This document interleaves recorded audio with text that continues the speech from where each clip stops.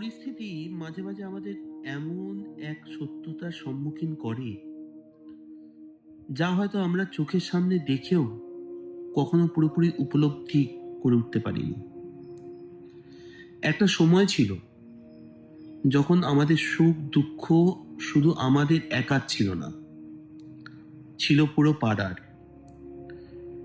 সেই পাড়ারই প্রিয় বিল্টু যখন মাধ্যমিক পাশ করত,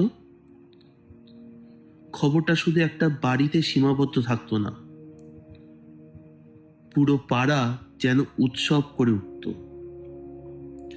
কারো বাড়ি থেকে মিষ্টি আসতো, কারো মুখে গর্বের হাসি, কারো চোখে স্বপ্ন, আমাদের ছেলেটা বড় হবে।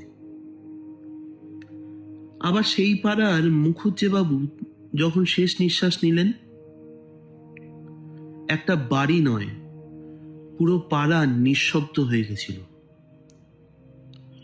কারণ তিনি শুধুই একজন মানুষ ছিলেন না, তিনি ছিলেন কারুর কাকা, কারুর জ্যাঠা, কারুর পিসেমশাই, কারুর মেশো, আর সবার কাছে একটা ভরসা।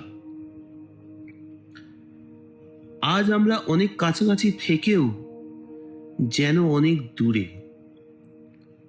ফ্ল্যাটের দেওয়ালগুলো উঁচু হয়েছে, কিন্তু সম্পর্কগুলো ছোট হয়ে গেছে। আজ বিল্টু পাশ করলেও খবরটা ফেসবুকের টাইমলাইনে আটকে থাকে, পাড়ার আড্ডায় নয়। আজ কেউ চলে গেলে খবরটা আসে একটা স্টেটাসে, কাঁধে হাত রাখার মানুষ কমে গেছে।